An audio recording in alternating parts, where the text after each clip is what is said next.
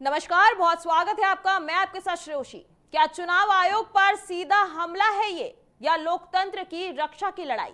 बिहार में मान्य दस्तावेज, बंगाल में अमान्य, दो नियम क्यों?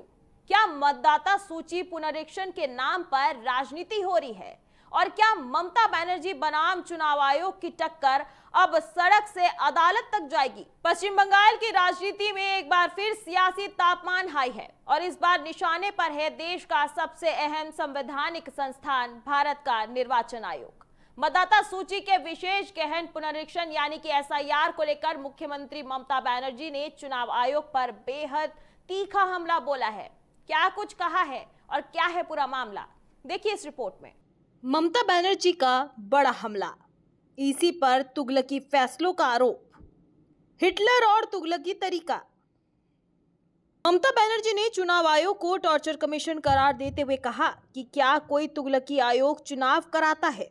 उन्होंने आरोप लगाया कि आयोग हिटलर शाही अंदाज में काम कर रहा है और जिलाधिकारियों को निर्देश देकर मनमानी फैसले थोप रहा है। मुख्यमंत्री ने चेतावनी दी कि अगर किसी भी वैध मतदाता का नाम हटाया गया तो उनकी पार्टी सड़कों पर उतरकर जोरदार विरोध करेगी। 11 बिंदु बनाम 13 बिंदु। ममता बनर्जी ने सबसे बड़ा सवाल उठाया कि बिहार में जिन दस्तावेजों को एसआईआर प्रक्रिया में मान्यता दी गई, वही दस्तावेज पश्चिम बंगाल में क्यों खारिज कर दिए गए। उन्होंने कहा कि बिहार में 11 बिंदुओं पर एसआईआर हुआ, लेकिन बंगाल में 13 बिंदु तय कर दिए गए। इतना ही नहीं, बिहार में फैमिली रजिस्टर को स्वीकार किया गया तो बंगाल में उसे अमान्य क्यों ठहराया गया। जेल भी मंजूर।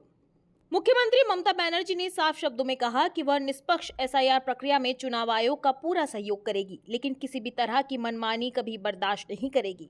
उन्होंने कहा कि अगर कुछ लोग 420 हैं तो मैं भी 440 वोल्ट हूँ। ममता ने ये तक कहा कि जनता के हित में उन्हें जेल भी जाना पड़े तो वह उसके लिए तैयार है। त्योहारों में जल्दबाजी क्यों?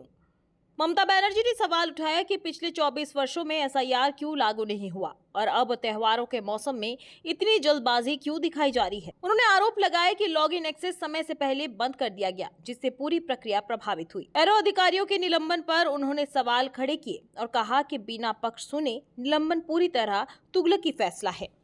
तो साफ है, एक तरफ चुनाव आयोग की प्रतिक्रिया, दूसरी तरफ ममता बनर्जी का सीधा टकराव।